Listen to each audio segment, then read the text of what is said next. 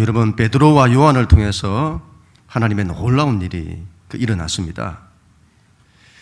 이 일의 시작은 다른 것이 아닙니다. 오순절에 성령이 바람같이 불같이 임했습니다. 제자들이 성령의 권능을 받았습니다. 하나님의 힘과 능력을 받았습니다. 그때부터 새로운 일들이 일어나기 시작을 했습니다. 우리는 여러분 성령이 충만해야 합니다. 그때부터 성령이 충만할 때 그때부터 하나님의 힘이 오기 시작하고 하나님의 역사가 나타나기 시작하는 것입니다. 그리고 여러분, 이 제자들이 기도하려고 성전에 올라갈 때였는데 날 때부터 안전병이 된 사람을 만나게 되었습니다. 그 사람을 주목을 한 거예요. 한 영혼에 주목을 한 겁니다. 인생이 무너진 사람이죠. 그것도 날 때부터 한 번도 일어서 보지 못한 사람입니다. 낙심과 또 좌절과 절망의 삶을 살아봤던 그 한 영혼에 주목을 한 거예요. 그리고는 예수의 이름으로 그를 일으킨 겁니다. 그 사람에게 예수를 전하여 그를 살린 거예요. 사도행전의 여러분 놀라운 역사는 이 사건, 성령이 임하고 한 영혼에 주목하고 그에게 예수의 복음을 전한 이 사건에서부터 시작이 되는 겁니다. 사도행전의 역사가 그렇게 나타나는 거예요. 우리가 여러분 새생민 축제를 앞두고 있는데 이제 한 주간 앞으로 다가왔습니다. 여러분, 우리가 한 영혼에 주목을 해야 합니다. 거기서부터 시작되는 거예요. 한 영혼을 찾아야 합니다. 하나님께서 내 마음에 떠오르게 하시는 한 사람에게 주목해야 합니다. 예수를 전해야 할 사람, 예수를 전해서 살려야 할 그 사람 한 영혼에게 주목을 해야 합니다. 그 사람을 구원하려고 해야 합니다. 그를 살리려고 해야 합니다. 거기서부터 하나님의 역사가 시작이 되는 것입니다. 우리 교회가 부흥을 해야 되겠는데 그 일은 한 영혼에 우리가 주목을 해야 합니다. 그 사람에게 예수를 전하여 살리려고 해야 합니다. 거기서부터 시작이 되는 것입니다. 우리 하나님 말씀 12절 우리 같이 읽습니다. 12절 시작.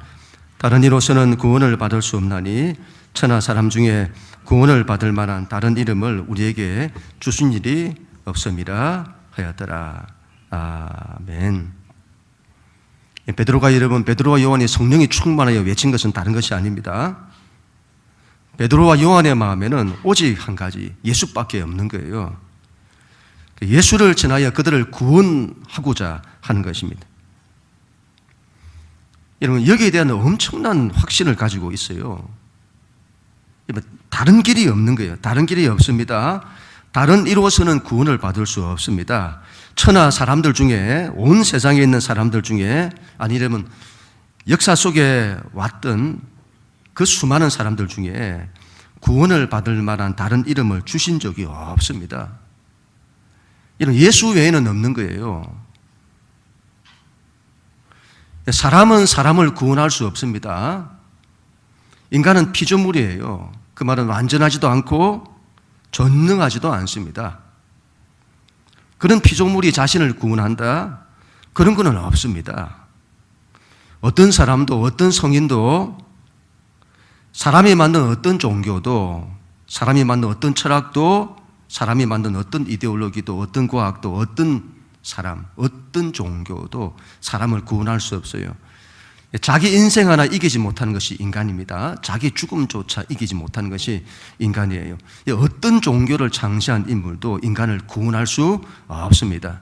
그들 중 누구도 죽음에서 살아난 자가 없어요. 죽음을 이긴 자가 없습니다. 어떤 철학자도, 어떤 정치인도, 어떤 과학자도, 어떤 천재도, 어떤 위대한 성인도, 어떤 인물도, 위대한 인물도 인간을 구원할 수는 없습니다. 이런 다원주의를 말하는 사람들이 있어요. 종교마다 길이 있다는 거죠. 불교는 불교로서의 자신들의 구원의 길이 있고, 유교는 유교로서의 자신들의 구원의 길이 있고, 힌두교는 힌두교로서 자신들의 구원의 길이 있고 이슬람은 또 이슬람교로서 자신들의 구원이 있다는 거죠. 그래서 서로 존중해야 한다. 서로를 인정해야 한다. 그런데 왜 기독교는 자신들만이 구원의 길이라고 주장하냐? 왜 그렇게 독선적이냐? 종교는 포용력이 있어야 한다. 이러면 어떤 게 더 설득력이 있죠? 다원주의를 말하는 자들이죠. 그들의 말이 설득력이 있습니다. 그들이 더 넓은 마음, 더 이해하는 마음, 더 포용력 있는 마음을 가진 것처럼 보여요. 그러나 이건 어쩔 수 없습니다. 기독교는 배타적이에요. 기독교는 독선적이면 안 됩니다. 그러나 기독교는 배타적입니다. 왜 그렇죠? 이건 진리가 그런 거예요. 진리는 본래가 배타적입니다. 원래 답이라고 하는 것은 답이 아닌 걸 답이 아니라고 말하는 거예요. 그게 아무리 답에 근접했더라도 답이 아니면 그건 답이 아니라고 하는 겁니다. 답은 답이 아닌 것에 대해서 지극히 배타적입니다. 그게 진리의 속성이에요. 답을 모르는 사람이 이것도 답인 것 같고 저것도 답인 것 같은 거죠. 이런 점은 예수님도 분명히 하셨습니다. 그래서 요한복음 14장 6절에 예수께서 이르시되 내가 곧 길이요 진리요 생명이니 나로 말미암지 않고는 아버지께로 올 자가 없느니라. 나로 말미암지 않고는 신에 이르는 길이 없다. 구원의 길은 없다. 이 말씀이죠. 내가 길이다. 내가 진리다. 내가 생명이다. 이건 사람이 할 수 있는 말이 아니에요. 역사 속에서 그 어느 누구도 그런 말을 한 적이 없습니다. 아니, 이건 할 수 없는 거예요. 제정신인 사람은 그런 말을 할 수 없는 거예요. 자기가 사람이면서 아무리 뛰어나다고 해도, 아무리 돌을 닦았다고 해도 그런 말을 할 수는 없는 거예요. 이런 말을 하는 사람들이 있기는 하죠. 바로 사이비들, 이단 교주들입니다. 그들은 영적으로 제정신이 아니에요. 그러나 여러분, 그 외에 정상적인 사고를 하는 사람이라면 누구도 그런 말을 할 수는 없습니다. 예수님께서 그런 말씀을 하셨다. 그래서 이건 두 가지인데, 이건 진짜든지 가짜든지, 예수님이 미치광이이시든지 아니면 정말 진짜이시든지, 그분은 우리에게 구원을 주시는 분이세요. 이런 구원이라고 하는 이게 정말 굉장한 말이죠. 구원이란 이 말은 우리를 살린다는 말인데, 죽음을 이기고 살린다. 우리 인생이 죽음 이후에 지옥에 가지 않고 천국에 가게 한다. 구원, 그런 의미도 있겠습니다만은, 구원이라는 이 말은 다시 살아난다 이 말이죠. 다시 일어선다. 다시 살아난다.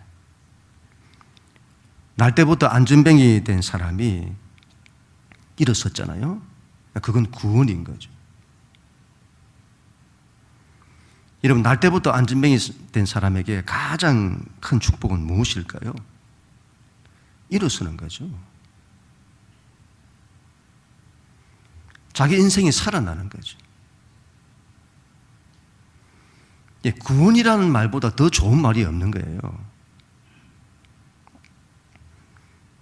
다르게 말하면 구원의 길은 예수밖에 없다는 이 말은 가장 큰 축복의 길이 예수께 있다는 것입니다. 우리 인생이 살 수 있는 길이 예수께 있는 거예요. 그분께로 가면 사는 거예요. 예수를 믿는다는 것이 얼마나 큰 축복인지를 알아야 합니다. 이건 우리 인생에서 가장 큰 축복입니다. 그래서 예수를 잘 믿으면 반드시 복을 받습니다. 이건 틀림이 없는 거예요. 우리 부모님 세대가 예수를 믿고 얼마나 복을 사모했는지 모릅니다. 그 시대가 너무 어려웠잖아요. 찢어지게 가난했고 가진 것이 없었고 자식들에게 해줄 게 없는 거예요. 그래서 하나님만 붙드는 거죠. 하나님 외에는 답이 없으니 하나님 앞에 엎드리고 하나님 앞에 매달리고 축복해달라고 기도하고 그렇게 해서 한국 교회가 엄청 축복을 받은 겁니다. 그런데 지금은 어떻습니까? 지금은 기독교가 너무 복복한다고. 물론 틀린 말이 아니지. 너무도 복복, 세상적인 축복을 바라니까 너무 복복하는 거죠. 그런데 여러분, 지금은 이렇다고 봐요. 제가 이런 마음이 굉장히 많이 들었는데 지금 시대는 이렇다고 봐요. 기독교가 복을 너무 또 터부시를 하다 보니까 이제는 정반대로 예수를 잘 믿어서 복을 받는다는 그런 마음을 안 가지는 거예요. 예수를 잘 믿으면 복을 받는다는, 예수를 내가 잘 믿어서 복을 받겠다는 그런 마음들이 없어요. 예수 믿는 사람들에게. 복을 사모하지를 않아요. 그래서는 안 됩니다. 여러분, 예수를 잘 믿는 것은 정말 복 받는 길입니다. 말로 다 할 수 없는 복을 받는 거예요. 그 말은 반대로 예수를 믿지 않으면 저주받는다는 말과 같은 겁니다. 여러분들 이런 말을 싫어할지 모르겠습니다만 이건 사실입니다. 예수가 없는 사람은 저주받은 거예요. 인생이 본래가 저주받은 인생이죠. 하나님이 없으니. 이런 예수를 잘 믿어서 복을 받는 사람이 되어야 합니다. 예수 잘 믿고 복 받으세요. 예수를 잘 믿어서 복 받는 가정이 되어야 합니다. 교회도 예수를 잘 믿어서 복 받는 교회가 되어야 합니다. 그 예수를 여러분 전해야 합니다. 그 예수를 전해서 사람들이 복을 받도록 해야 합니다. 다른 길이 없어요, 여러분. 다른 길이 없습니다. 예수를 믿는 길만이 구원의 길이에요. 사는 길이다 이 말이죠. 복을 받는 길, 가장 큰 복을 받는 길인 겁니다. 예수를 잘 믿는, 또 그 예수를 전하는 우리 모두가 다 될 수 있기를 축복합니다. 우리 17절, 18절 우리 하나님 말씀 같이 읽습니다. 17, 18 시작. 이것이 민간에 더 퍼지지 못하게 그들을 위협하여 이후에는 이 이름으로 아무에게도 말하지 말게 하자 하고 그들을 불러 경고하여 도무지 예수의 이름으로 말하지도 말고 가르치지도 말라 하니.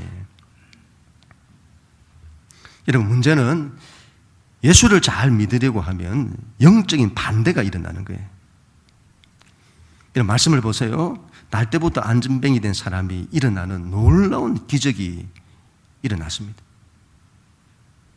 인생이 주저앉아 있었던 사람, 낙심과 좌절과 절망과 어둠 가운데 있었던 자에게 빛이 비친 거예요. 그가 살아난 겁니다. 이런 퍼지고 소문이 나고 소문이 나야 하잖아요. 그런데 왜 여러분 이 일이 민간에 퍼지지 못하게 하는 것일까요? 왜 이런 베드로와 요한을, 이 일을 이룬 베드로와 요한을 왜 가두는 것일까요? 그건 다른 것이 아닙니다. 여러분, 예수 때문이에요. 예수 때문에. 이건 예수 때문에 반대하는 거예요. 예수를 전하지 못하게 반대하는 거예요. 사단 마귀의 모든 관심은 다른 데 있지 않습니다. 예수를 잘 믿지 못하게 하는 데 있고 예수를 전하지 못하게 하는 데 있습니다. 우리가 여러분 새생민 축제를 하잖아요. 예수를 전하여 사람을 구원하고자 하는 거예요. 그러면 영적인 반대가 있는 거예요. 그때 우리는 반드시 기억을 해야 합니다. 그런 반대가 일어날 때 포기하면 안 되는 겁니다. 그런 반대가 여러분 가장 가까이는 내 안에, 우리 안에 일어날 수 있어요. 내 안에 힘든 마음이 들고 귀찮은 마음이 들고 바쁜 마음이 들고 안 된다는 마음이 들고 안 된다는 거예요. 예수 전해도 안 된다는 거예요. 안 믿는다는 거예요. 그런 마음이 드는 겁니다. 내 안에 뭔가 반대가 일어나요. 여러분 잘 보세요. 그런 마음을 누가 주는 거죠? 사단 마귀가 주는 거예요. 우리에게 말하는 겁니다. 안 돼.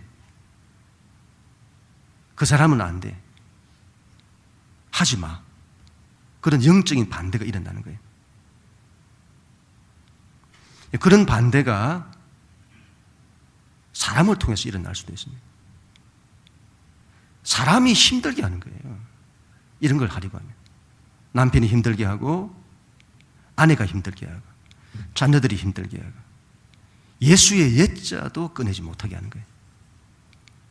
이런 때에 낙심하지 말고 포기하지 말아야 합니다. 만약 그런 반대 때문에 영혼을 구원하는 일을 놓아버리면 우리는 사단과 마귀의 전략에 빠져드는 겁니다. 이건 절대로 포기하면 안 되는 겁니다. 신앙의 성장을 위해서는 이 두 가지가 반드시 필요하다고 보는데, 하나는 앞에 계신 주님만 붙들고 가는 겁니다. 하나님의 뜻을 위해서, 하나님의 비전을 위해서 앞을 보고 가는 거죠. 또 하나는 우리로 하여금 앞으로 가지 못하도록 방해하는 세력이 있는데 우리의 발목을 붙잡고 앞으로 못 가게 하는 거예요. 그 대적을 끊어내는 겁니다. 이겨내는 거예요. 여기에 우리의 영적 싸움이 있는 것입니다. 우리 21절 같이 한번 읽습니다. 시작.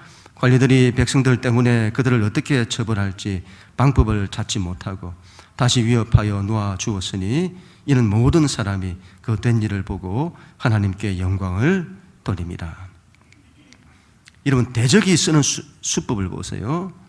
예수의 이름으로 말하지도 말고 가르치지도 말라고 경고합니다. 그것으로도 안 되면 위협하는 거예요. 대적들은 위협합니다. 위협하는 이유는 다른 데 있지 않아요. 두려움을 주는 겁니다.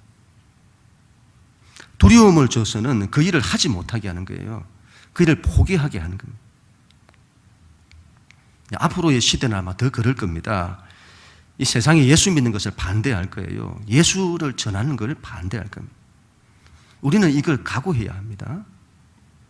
세상이 반대한다고 해서 포기해서는 안 되는 겁니다. 그들이 우리를 어찌하지 못하는 겁니다. 어찌하지 못해요. 출애굽 때에 모세가 이스라엘 민족을 이끌고 애굽에서 나왔을 때 그때 바로의 군대가 쫓아오잖아요.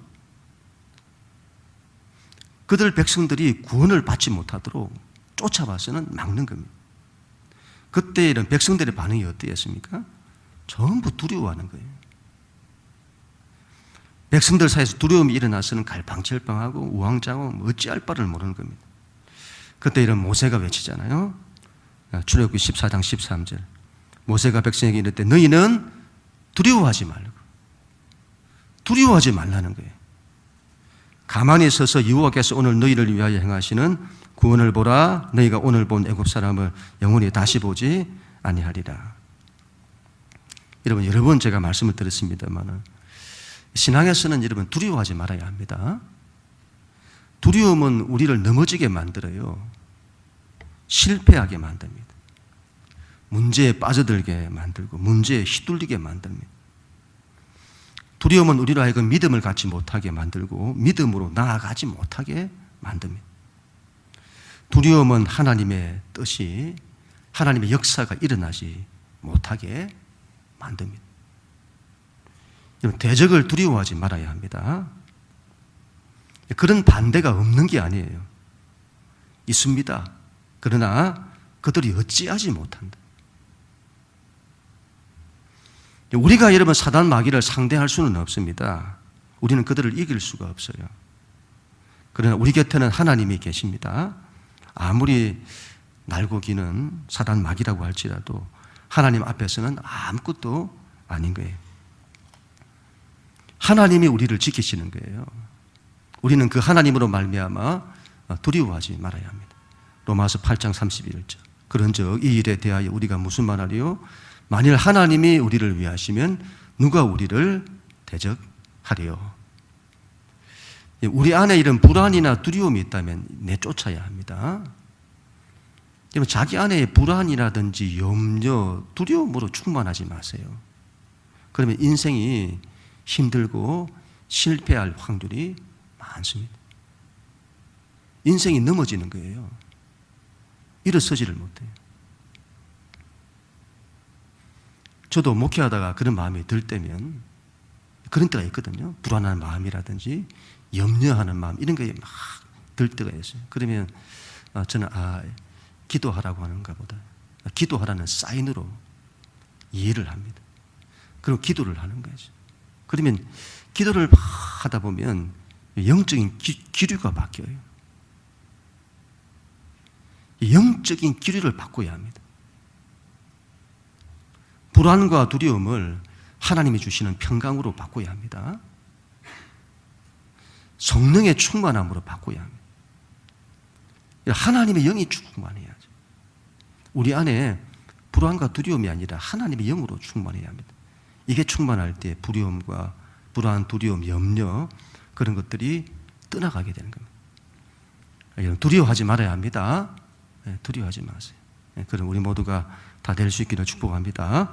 우리 19절, 20절 같이 읽습니다. 시작. 베드로와 요한이 대답하여 이르되 하나님 앞에서 너희의 말을 듣는 것이 하나님의 말씀을 듣는 것보다 옳은가 판단하라. 우리는 보고 들은 것을 말하지 아니할 수 없다 하니. 아멘. 대적들의 위협 앞에서 베드로와 요한이 담대히 선포합니다. 이전 같으면 두려움에 떨었을 그들이지만 성령이 충만하니 전혀 다른 사람인 거예요. 사내들인이잖아요. 사내들. 그 높으신 양반들 앞에서 담대합니다. 너희가 판단해 보라. 우리가 하나님 앞에서 너희 말을 듣는 것이 옳으냐, 하나님의 말씀을 듣는 것이 옳으냐. 이런 대적들이 예수를 전하지 못하게 하는 거예요.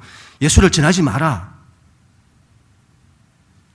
그런데 베드로는 하나님의 말씀을 듣는 겁니다. 하나님께서 예수를 전하라고 하는 거예요. 그들 속에 계신 성령께서 예수를 전하라고 하는 거예요. 예수를 전하여 그들을 구원하라고 하는 거예요. 누구 말을 들어야 할까요, 여러분? 사람이 반대한다고 그들의 말을 듣고 그만둬야 할까요? 전도하다가 사람이 반대하면 우리는 전도를 그만둬야 하나요? 선교하다가 사람들이 반대하면 우리는 선교를 그만둬야 하나요? 그럴 수 없는 거죠. 가정에서 가족들이 반대를 하면 이제 그만둬야 하나요?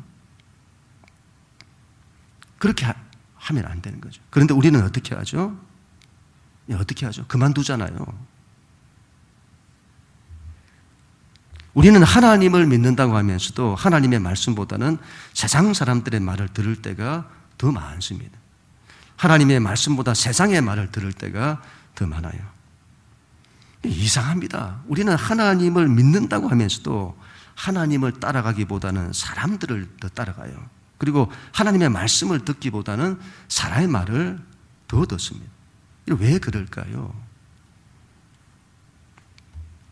우리가 하나님의 말씀을 들으려고 하지 않아요. 하나님의 말씀을 들으려고 하지 않기 때문이라고 봅니다.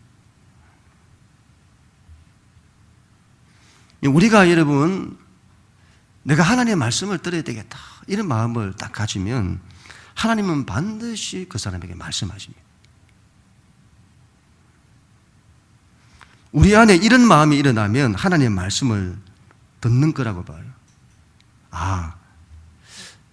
하나님이 나에게 이걸 원하시는구나. 하나님이 나에게 이걸 원하시는구나. 여기에 하나님의 뜻이 있구나. 이 하나님을 내게 믿으라고 하는구나. 이런 마음들이 우리가 일어난다면 그 사람은 하나님의 말씀을 듣는 겁니다. 그런데 이게 안 일어난다. 하나님의 말씀을 안 듣거나 못 듣는 거예요. 사람은 참 희한합니다. 본성적으로 하나님 말씀을 듣기 싫어해요. 여러분, 우리 하나님 같은 분이 없습니다. 우리 하나님처럼 그렇게 우리를 사랑하시는 분이 없고 그렇게 우리를 위하시는 분이 없습니다.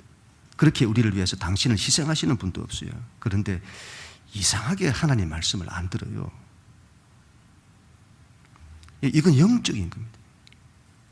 영적인 거예요. 그 이유는 다른 데 있지 않습니다. 우리 안에 죄가 많기 때문에. 죄가 많으면 하나님의 말씀을 들으려고 하지 않습니다. 죄는 반드시 하나님과 우리 사이를 가로막습니다. 인간은 죄인임이 틀림이 없습니다. 뭘로 확인하죠? 인간의 죄인이라는 걸 하나님을 대하는 방식을 보면 알아요. 우리가 하나님을 얼마나 함부로 하는지 몰라요. 하나님의 말씀을 들어야 합니다. 예배 시간에도 여러분 설교 듣지 마세요. 설교를 통해서 나에게 주시는 하나님의 말씀을 들어야 합니다. 저도 이런 부분을 굉장히 조심하는데요. 저도 설교를 준비하면 제가 설교를 위해서 설교를 준비할 때가 있어요. 하나님 말씀을 듣는 게 아니라 설교를 위해서 설교를 준비하는 겁니다. 그래서는 안 되는 거죠. 저 같은 사람이 굉장히 조심해야 될 것들이 바로 그런 겁니다. 그 말씀을 통해서 하나님의 말씀을 듣는 겁니다. 그 말씀을 선포하는 거죠. 듣는 여러분들도 하나님의 말씀을 들어야 합니다. 하나님은 나에게 뭘 말씀하시는지. 기도할 때도 마찬가지예요. 우리의 사정을 하나님께 막 아뢰잖아요. 그리고는 하나님께서 나에게 뭘 말씀하시는지를 들어야 합니다. 큐티도 마찬가지예요. 큐티를 위한 큐티를 할 수 있어요. 하나님의 말씀을 듣기 위해서 큐티를 해야 합니다. 여러분, 이 하나님의 말씀이 들리면 굉장한 거죠. 그때부터 우리의 삶이, 우리 인생이 완전히 새롭게 되는 겁니다. 그 말씀에 순종하는 거죠. 그리할 때 여러분 하나님의 함께 하심, 그 역사하심들이 우리의 삶에서 이게 일어나게 되는 겁니다. 베드로는 또 이렇게 말합니다. 우리는 보고 들은 걸 말하지 않을 수 없다. 기독교 신앙은 여러분 보고 듣는 겁니다. 신앙은 여러분 지식이 아니에요. 우리가 신앙에서 이거 굉장히 조심해야 된다고 봅니다. 신앙이 지식이에요. 신앙은 지식 아닙니다. 관념이 아니에요. 형이 이상하게 아닙니다. 신앙은 형식이 아니에요. 신앙에서 가장 중요한 것은 그 대상이신 하나님입니다. 하나님이 제일 중요합니다. 다른 모든 걸 다 둘째치고 하나님이 제일 중요해요. 근데 그 하나님은 지식이 아니에요. 그 하나님은 관념이 아닙니다. 하나님은 실제 살아계신 하나님이세요. 내가 믿는 하나님이 죽은 하나님, 지식의 하나님이면 안 됩니다. 여러분, 나에게 하나님이 살아계셔야 해요. 이게 가장 중요하고 그 다음은 그 하나님을 인격적으로 만나는 것입니다. 하나님이 지식이면 그 하나님과 인격적으로 만난다는 이 말 자체가 성립이 안 되는 거예요. 인격적으로 만난다는 것은 살아 계실 때만 가능한 겁니다. 하나님은 살아 계십니다. 그래서 실제 살아 계신 그 하나님 앞에 내가 서는 겁니다. 예배할 때도 그 하나님을 바라보는 겁니다. 그 하나님 앞에 나아가 그분을 보는 겁니다. 그분의 말씀을 듣는 거예요. 이런 오순절 성령 강림은 우리에게 이걸 말씀한다고 보는데요.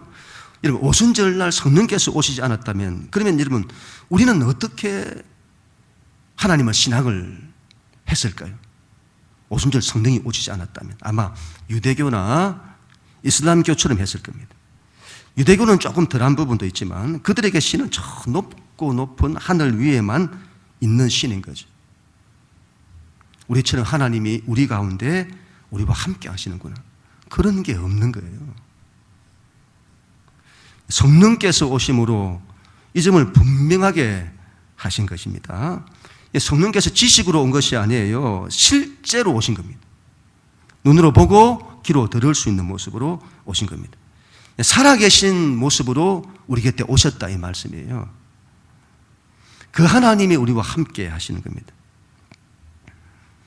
우리의 신앙이 어떠해야 하는지를 보여주는 거죠. 우리 신앙은 살아계신 하나님을 만나는 것이고 그 살아계신 하나님과 함께하는 것입니다. 우리의 신앙에 힘이 없는 것은 하나님의 신앙의 지식이기 때문일 겁니다. 관념이기 때문일 겁니다. 하나님이 살아계셔야 합니다. 그 하나님을 만나야 합니다. 그 하나님과 함께 해야 합니다. 우리 곁에 오신 그 성령님의 힘과 능력을 의지해야 합니다. 그래야 할 때에 사도행전의 역사를 경험할 수 있는 것입니다. 그건 우리 모두가 다 될 수 있기를 축복합니다.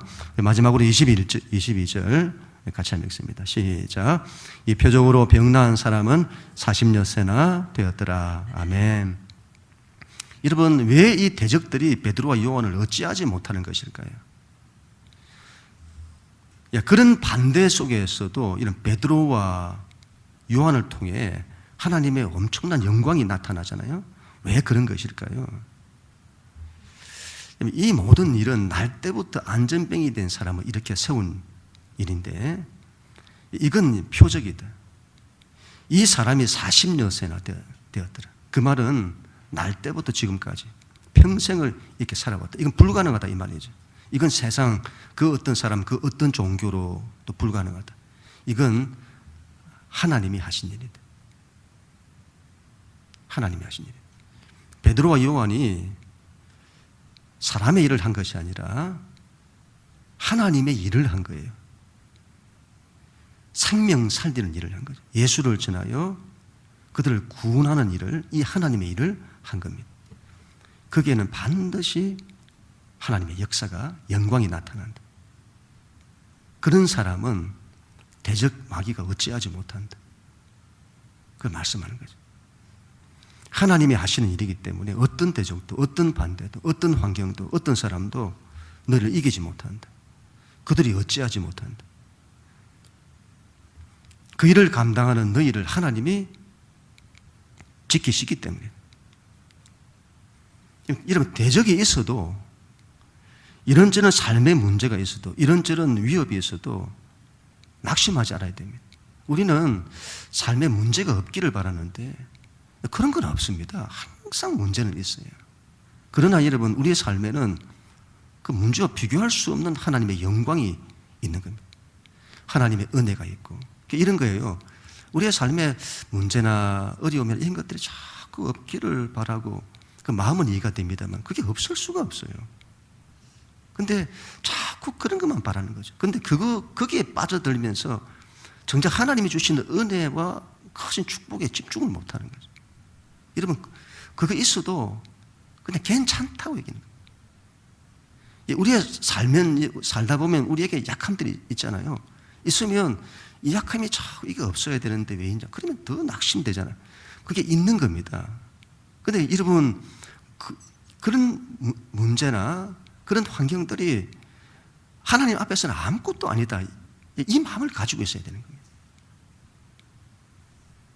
그래서 그 하나님이 베푸시는 은혜와 축복, 이런 것들이 우리의 삶에 일어나는. 자, 전에도 한번 말씀을 드렸잖아요, 여러분. 요셉이 애굽에 있을 때에 하나님이 그와 함께 하셨습니다. 이 사람에게 하나님이 막 형통케 하시고 이 사람을 통해서 복이 막 나타나도록 한 겁니다. 그런데 요셉의 삶은 노예로서의 고달픈 삶을 살아가고 있는 거예요. 우리는 왜 내가 이런 삶을 살아야 되냐? 왜 이렇게 어렵냐? 그게 빠질때면 이걸 놓치는 겁니다. 그게 여러분 하나님이 베푸실 은혜와 축복에 비해서 아무것도 아닌 거예요. 문제가 없다는 것이 아닙니다. 반대가 없다는 것이 아니에요.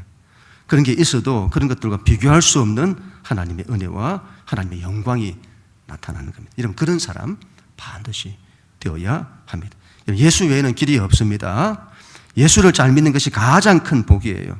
예수님 잘 믿고 복된 사람 되십시다. 복된 가정 되십시다. 복된 교회 되십시다. 예수 잘 믿어 이런 복 받는 사람 되세요. 그리고 불안하고 염려하고 두려워하지 마십시다. 그게 사로잡히면 안 됩니다. 그게 우리의 삶에 있죠. 그게 사로잡히지 마시고 두려워하지 마시고 기도하고 성령 충만하여 영적인 기류를 바꿔야 됩니다. 그런 것들이 아무것도 아니에요. 하나님으로 충만하면 아무것도 아니게 되는 거예요. 휘둘리지 마시고 우리의 성령이 충만하고 삶에 이런 부분이 있어도 우리 안에 하나님 주시는 평강이 가득하고 그런 삶을 반드시 살아야 합니다. 사람의 말을 듣는 것이 아니라 하나님의 말씀을 들어야 합니다. 하나님의 뜻에 순종해야 합니다. 그러면 반드시 영광을 보게 될 것입니다. 그런 마음으로 우리의 삶도 또 그 새생명 축제도 감당했으면 합니다. 우리 모두가 다 될 수 있기를 예수님